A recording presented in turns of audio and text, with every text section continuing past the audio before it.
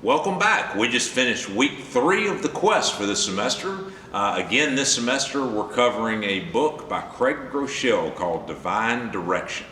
And so the first couple of weeks, our decision-making process and seeking God's divine direction, the first week we talked about start, that there may be some discipline in our life that we need to start doing, whether it's spending more time alone with God, spending more time in prayer, maybe leading a more healthy lifestyle, whatever it is, what do we need to start in our life?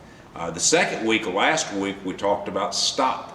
We talked about there may be some unhealthy things in our life. There may be some sort of sin or addiction or something like that in our life that we just need to stop. But it may be things that are just distracting us from our relationship with God that we need to stop. So what is it that you need to stop doing at this point?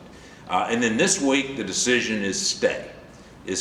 So the idea behind this week is sometimes when God calls us to be somewhere, it's so much easier to walk away and take the easy path than it is to stay where God has called us to be. So in this decision-making process, obviously we have to seek God's wisdom. And so in this stay decision, we have to be walking with God to know what He's telling us to do. We have to be asking God. If we ask God for wisdom, He's going to give us wisdom. He promises He's going to give us wisdom if we ask. He just wants us to ask Him. And then thirdly, we just have to decide. We have to make a decision that we're going to stay where we are because that's where God has called us to be. So in this decision to stay, one quote that I put on the outline that we'll be sharing online here with you, but it may be the best and most rewarding decision you can make is to stay the course, even when it would be so much simpler to turn and walk away. And so the biblical example we used was in the book of Ruth.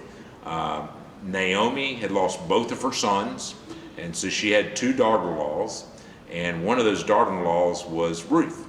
And so Naomi encouraged her daughter-in-laws to go off and remarry and start a new life after their husbands had passed away.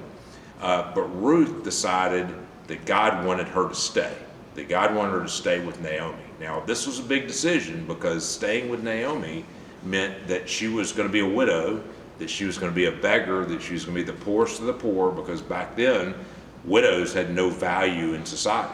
So she knew by making this choice to stay with Naomi, she was choosing a life of poverty.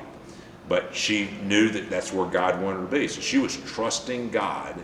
So her trust for God superseded her desire or need to be comfortable. So fast forward the story. Boaz recognized Ruth in the fields one day. Ruth was picking up scraps to eat. And a guy named Boaz owned the field, and he recognized Ruth. He got to know her and got to know her character, and so eventually married her. And so the lineage, the bloodline of Jesus comes through Ruth. So little did she know that decision to stay, that through her bloodline would actually come Jesus Christ. So incredible story of faithfulness, of staying. So there may be an area in your life. I don't know what that is. It may be a relationship that you're in that God's just calling you to stay. It may be a job situation where you're not happy, but God's got you there for a reason. It may be in a friendship or relationship that's broken. You may need to say, hey, I'm sorry, even though maybe you didn't do anything wrong. So what area of your life do you need to stay in? If God's called you to be there, maybe you just need to say, hey, the best course of action for me now is to stay.